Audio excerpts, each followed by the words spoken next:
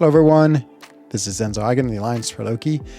And so Count Nefaria is a crazy defender in this current Gladiator Circuit meta. And so here I have a Count Nefaria I place on defense, and so does my opponent, and we both are attacking with bullseyes. You think bullseye would be good because if you put a bleed on him, he loses 20 ionic charges. And so you can see how this fight goes. I'm fighting him, of course, pushing him to SB1 because I need to get my SB1. It's the only way to really do that damage with the power shield meta. And now I'm just waiting and baiting out his attack, and he throws his attack, and I try to dodge it, but I don't. He's in ionic charge now. I throw my SB1, do some damage, which isn't bad, and then go and attack him again. Now he gains a second bar of power, throws that. He's instantly at 3 bars of power, and so then he instantly throws that. And now I'm in big trouble. So I managed to survive this SP3, and even more strangely is now I'm at an SP2. Okay, fine. I throw that and do what damage I can. I was hoping this would somehow kill him. I was hoping that it would get, but I knew, of course, without being able to throw a special one, it's pretty difficult to kill champions. He throws his SP3 again because he has it, and that's the end of this match. And so, really difficult fight, and crazy defender. So, trying to understand why this happens. Interesting enough, I did manage to pull off the victory. Thank you, Bullseye.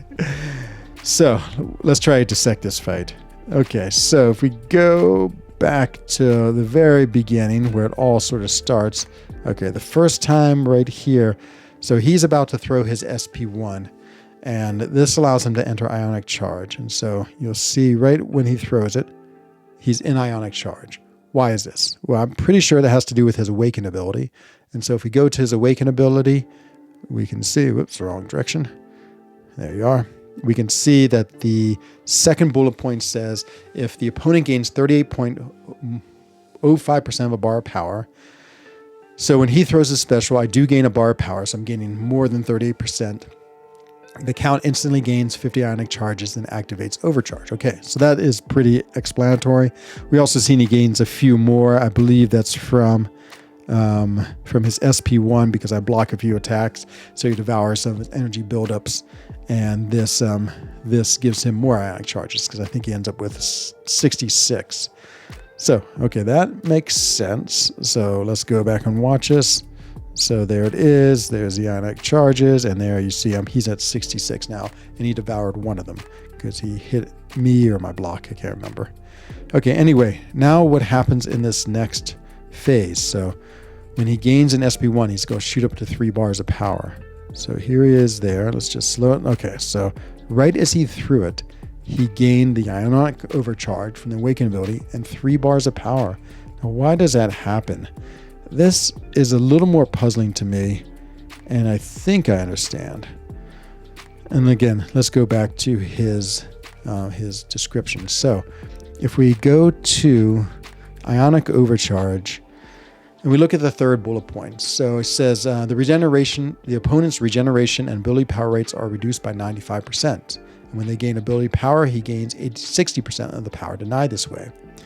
So what I think is happening here is when you gain a bar of power in ionic overcharge, you actually have to gain 20 bars of power equivalent because you have your power reduced by 95%. So 1 bar of power is like 20 bars of power.